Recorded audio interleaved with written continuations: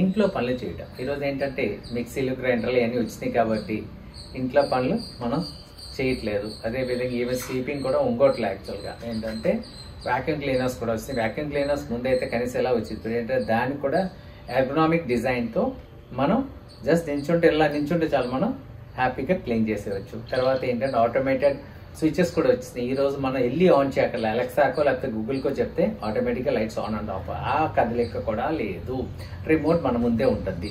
So కదలిక అసలు లేకుండా ఉండే లైఫ్ స్టైల్ ఇది చాలా డేంజరస్ అండి. సెడేటివ్ లైఫ్ స్టైల్ అంటాం. సో కదలండి, మన ఇంట్లో పనులు మనమే చేస్తాం. సెడేటివ్ లైఫ్ స్టైల్ మనం వదులుకోవాలండి. ఏంటంటే ఒకే చోట కూర్చోవడం కాకుండా కదిలి మన ఇంట్లో పనులు మనం కొంచెం కొంచెం చేసుకోవాలి.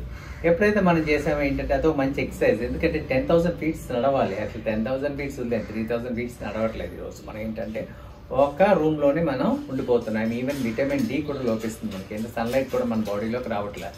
అలాంటి లైఫ్ స్టైల్ లీడ్ చేసేటప్పుడు మనం ఎలా మనం ఫిట్గా ఉండగలం చెప్పండి.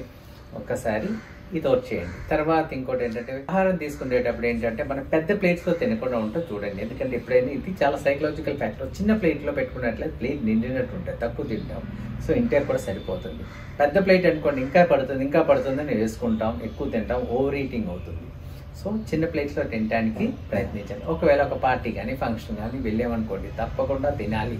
బిర్యానీ లాంటివి తినండి, అది స్టాప్ చేయదు. కాకపోతే మిగతా నెక్స్ట్ డే డైట్లో మీరు దాన్ని కంట్రోల్ చేయడం కానీ ఎక్సర్సైజ్ చేయడం కానీ చేయండి. తర్వాత ఉదయాన్నే యోగా లేకపోతే మెడిటేషన్ ఇలాంటి యాక్టివిటీస్ చేయాలి. తర్వాత ఒక హాఫ్ అన్ అవర్ ఎక్సర్సైజ్ చేయండి, హాఫ్ అన్ అవర్ వాకింగ్ చేయండి. అదేవిధంగా ఇంట్లోనే మీరు జూంబా కానీ లేకపోతే నడువుకు సంబంధించిన బెల్లీ డ్యాన్స్ కానీ, నడువు కోసం అయితే, లేకపోతే కార్డియో ఎక్సర్సైజెస్ కానీ ఇవన్నీ మనకి ఆన్లైన్ అవైలబుల్ ఉన్నాయండి. ఇవన్నీ మనం చేయొచ్చు. జస్ట్ మనకి నచ్చిన పాటకి డ్యాన్స్ చేసిన అదే మంచి ఫిట్నెస్ ఎక్సర్సైజ్ అండి.